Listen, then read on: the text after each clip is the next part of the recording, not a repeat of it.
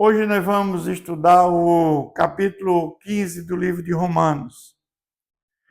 Ele começa tratando de um assunto que já tratou no capítulo 14, que é a questão do relacionamento entre crentes fortes e fracos.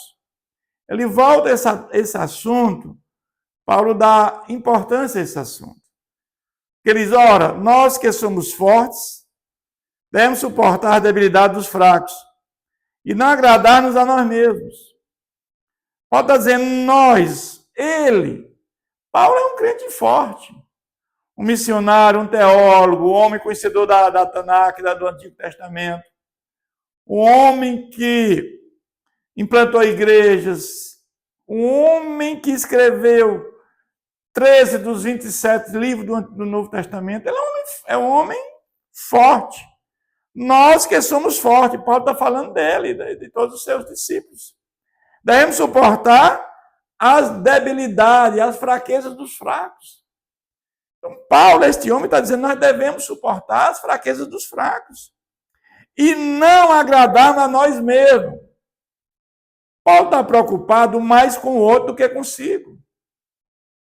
Paulo chega a dizer, em algum momento, que ele preferia ser anátema para ver os seus compatriotas não terem a salvação. Portanto, cada um de nós agrade ao próximo no que é bom para edificação. Nós devemos ter o cuidado com a edificação, com o crescimento dos nossos irmãos. E quando você já tem um conhecimento pleno da palavra e você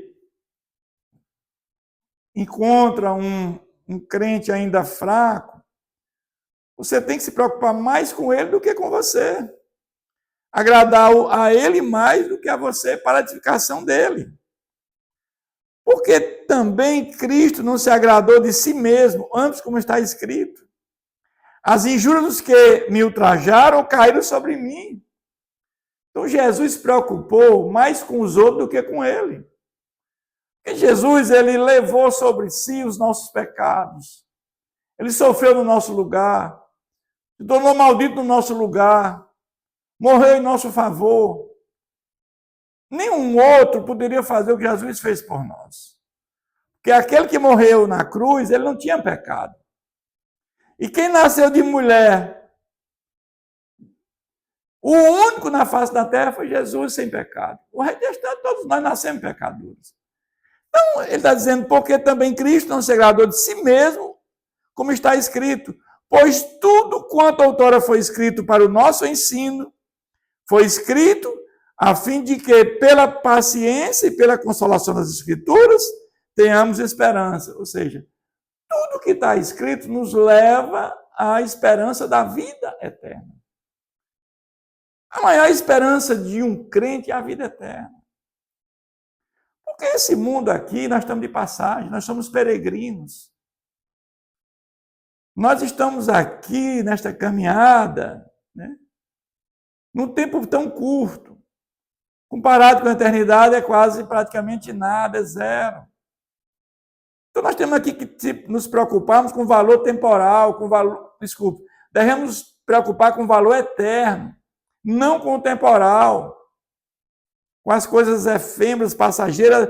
Isso vai passar, devemos plantar tesouro no céu. É isso que é a nossa preocupação aqui nesse momento. Para um dia estarmos na glória com o nosso Jesus.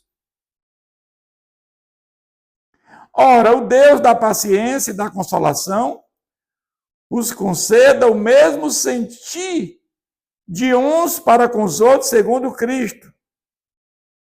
Nós temos que ter o cuidado de a convivência com o irmão. É comum muito dentro dos templos, a igreja de Cristo, irmãos, não há uma união sincera. Há muita hipocrisia dentro dos templos hoje em dia. Você vê que muitas vezes a pessoa sai de um culto e já sai escuta a palavra de Deus e já sai falando mal de outro irmão. É um hábito de falar mal das pessoas. Então temos que ter esse cuidado. Ele aqui ora, Deus da paciência e da consolação, vos conceda o mesmo sentir, né, de uns para com os outros, segundo Cristo Jesus.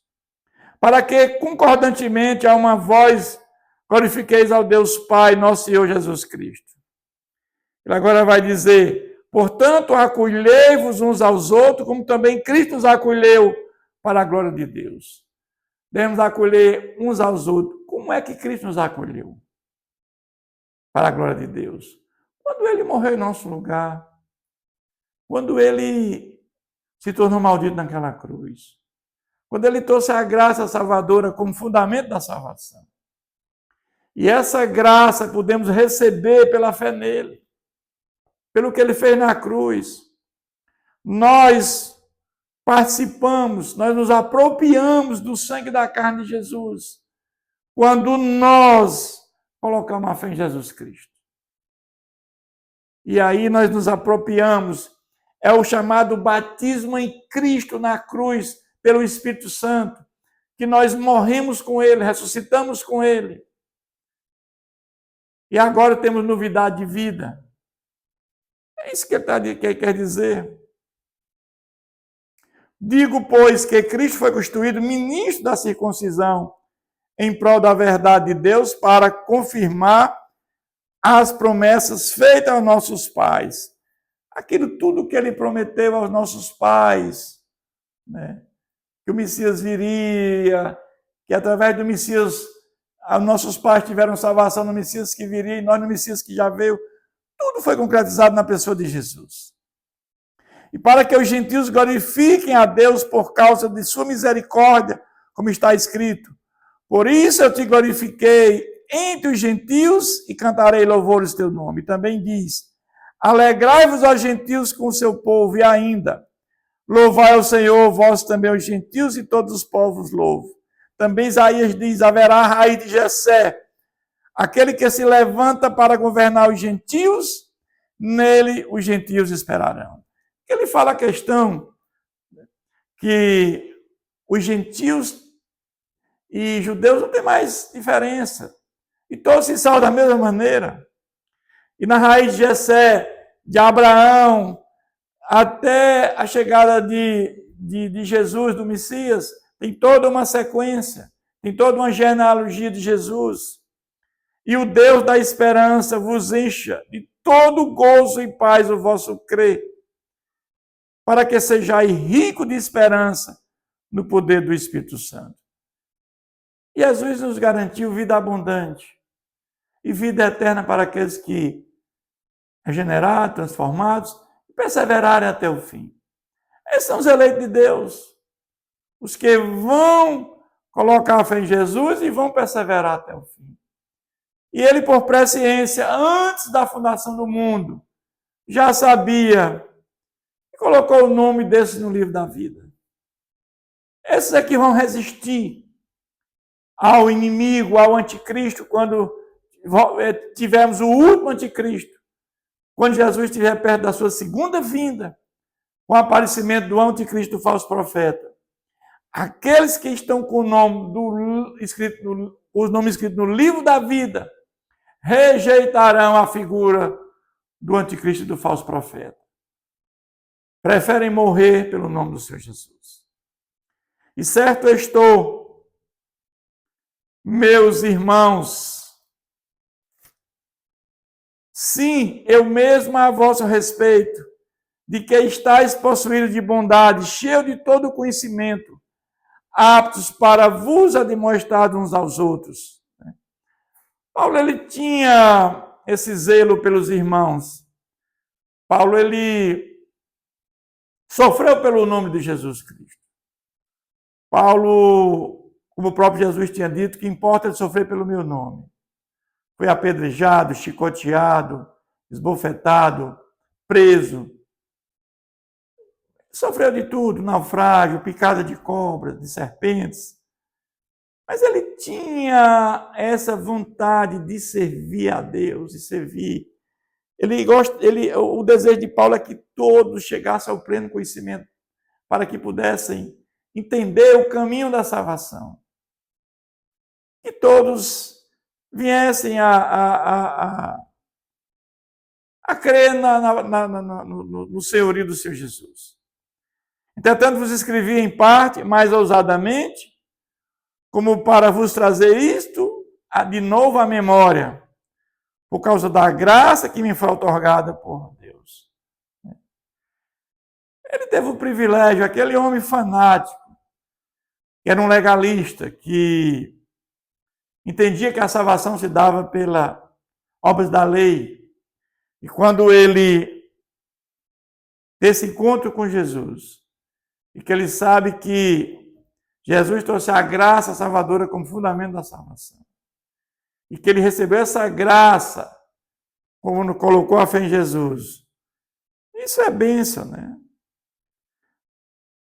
Para que eu seja ministro de Cristo Jesus entre os gentios, no sagrado encargo de anunciar o evangelho de Deus, de modo que a oferta dele seja aceita, uma vez santificada pelo Espírito Santo. Ou seja, a palavra de Deus pregada, ela ilumina a mente para que o Espírito Santo venha fazer uma regeneradora.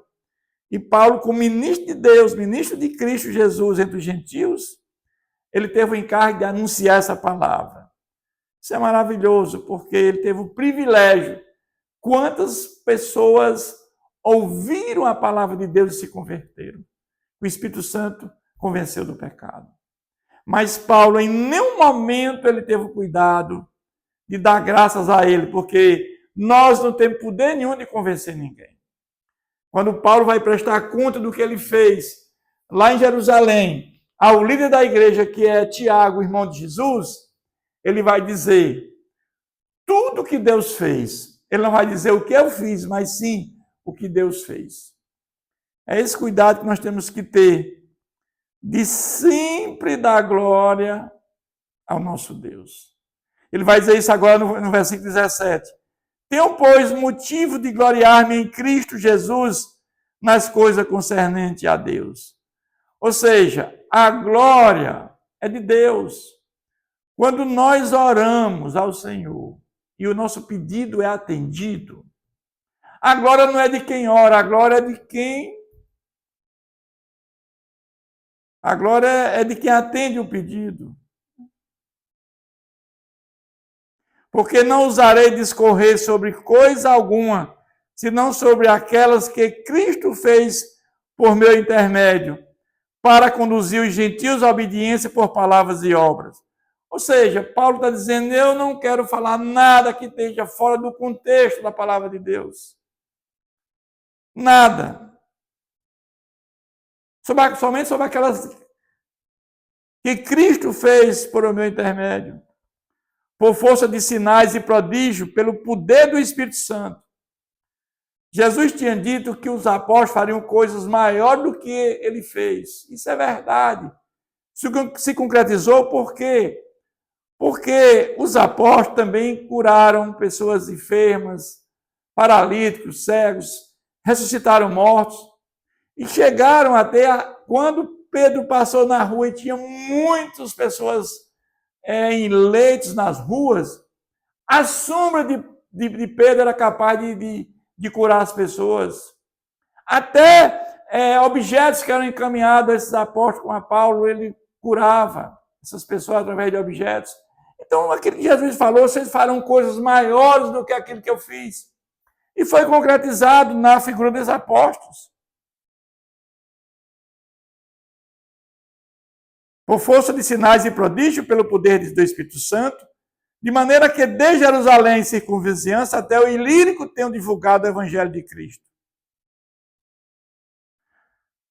Isso é maravilhoso, né? Porque Paulo ele lutou muito por isso.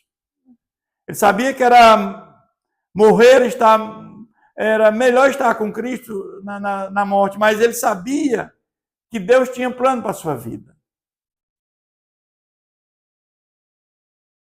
Esforçando-me deste modo por pregar o Evangelho, não onde Cristo já foi anunciado, mas não edificar sobre o fundamento alheio. Ele tinha uma preocupação de anunciar o evangelho onde ninguém conhecia ainda. Porque onde já conhecia, aqueles ali já edificaram. Paulo tinha esse sentimento, né, de pregar o evangelho não onde Cristo já foi anunciado. Ele tinha esse prazer em chegar em locais onde tinha muitos gentios, muitos judeus. E Paulo ali, ele queria pregar onde ninguém fez nada ainda. Ninguém tinha anunciado ainda o evangelho do Senhor Jesus. Antes, como está escrito, hão de vê-lo aqueles que não tiveram notícia dele e compreendê-lo os que ainda tinham ouvido a seu respeito. Mas Paulo, ele tinha planos. Ele já tinha implantado várias igrejas em 3 viagens missionárias. E ele tinha plano de fazer uma 4ª viagem missionária e até a Espanha. Mas os planos de Deus são insondáveis, né? Paulo planejou, mas quem executou foi o Senhor Jesus. E Jesus chega a dizer a Paulo, quando ele estava indo para Jerusalém, força! Assim como tu cedeu testemunho em Jerusalém, importa também que você dê em Roma. Esta foi a razão porque também muitas vezes me senti impedido de visitá-los. Por que Paulo fala isso? Porque o Espírito Santo era o guia de Paulo. Muitas vezes Paulo planejava uma viagem, mas o Espírito Santo direcionava para outra localidade. E lá em Roma, quando Paulo escreve essa carta para Roma, para os romanos, essa igreja não foi implantada por Paulo, e tinha muitos que Paulo tinha tido convivência que moravam em Roma. Mas agora, não tendo já campo de atividade nessas regiões, desejando há muito visitar. Ou seja, Paulo já tinha explorado a Ásia, a Galácia. Paulo tinha passado ali pela região da Tessalônica, Colossos, Macedônia. Então, Paulo já tinha explorado toda aquela região. E Paulo agora entendia que a região que ainda não tinha sido pregado o evangelho de Jesus Cristo era na Espanha, naquela região da Espanha. E aí pensa em fazê-lo quando em viagem para a Espanha, ou seja, ele já tinha planejado ir para a Espanha. Então ele diz, quando eu for para a Espanha, eu quero passar por Roma, visitar vocês, e daí eu vou para a Espanha. Esse era o plano de Paulo, na 4ª viagem missionária. Pois espero que de passagem estarei convosco, e que para lá seja por vós encaminhado, depois de haver primeiro desfrutado um pouco da vossa companhia. Ou seja, eu vou desfrutar da companhia de vocês, nós vamos ter um entendimento sobre a doutrina de Jesus Cristo, vamos discorrer um pouco sobre tudo isso, aí haver uma coleta, com certeza, mas a partir dali ele ia para a Espanha, esse era o desejo de Paulo. Mas agora estou de partida para Jerusalém, a serviço dos santos, daqueles convertidos. Então, Paulo escreve essa carta, depois da 3ª viagem missionária, quando ele está a caminho de Jerusalém. Porque aprove a Macedônia e a Acácia a levantar uma coleta em benefício dos pobres, dentre os santos que iam em Jerusalém. Houve uma grande seca naquela época do governo de Cláudio, e sabemos que Cláudio expulsou todos os judeus lá de Roma, e quando Nero assume em 64, ele revoga o decreto. Mas a Acácia e a Macedônia eram gentios. E aqueles que se converteram, ele faz uma coleta e leva para os irmãos que estão passando necessidade em Jerusalém. Ele faz isso. Isto lhe pareceu bem e mesmo lhes são devedores. Porque se os gentios têm sido participantes dos valores espirituais dos judeus, devem também servi-los com bens materiais. Ou seja, os gentios receberam a bênção de conhecer o evangelho de Jesus Cristo e ter a salvação. Se eles foram participantes disso, eles também estão contribuindo com bens materiais para ajudar os irmãos lá de Jerusalém. Tendo, pois, concluído isto e havendo-lhes consignado este fruto, passando por vós, irei à Espanha. E bem sei que ao visitar-vos irei na plenitude da bênção de Cristo. E Paulo, ele agora vai concluir esse capítulo dizendo: rogo-vos, pois, irmãos, por nosso Senhor Jesus Cristo, e também pelo amor do Espírito, que luteis juntamente comigo nas orações a Deus a meu favor. Paulo pede orações dos irmãos, né? Dos irmãos que estão, né, lá em Roma, para que eu me veja livre dos rebeldes que vivem na Judéia, e que este meu serviço em Jerusalém seja bem aceito. Ou seja, Paulo está voltando para Jerusalém, sabe que ali tem muitos judeus que não vão entender, né, o que ele fez, são contrários ao que ele pregava, diziam que ele pregava contra o templo, contra a lei de Moisés, né? Até a oferta que ele está levando, ele ora para também que ela seja aceita. E ele vai concluir dizendo: a fim de que, ao visitar-vos pela vontade de Deus, chegue a vossa presença com alegria e possa recrearmos convosco. E ele diz: e o Deus da paz seja com todos vós. Amém. Então, aquilo que ele planejou de ir para a Espanha, nós sabemos que não se concretizou. Porque nós vamos entender que os planos de Deus não foi frustrado, porque Jesus queria que Paulo pregasse em Roma, e Paulo pregou, mas a quarta viagem missionária de Paulo não foi concretizada, porque lá em Roma ele morreu decapitado no governo de Nero. Que Deus continue nos abençoando.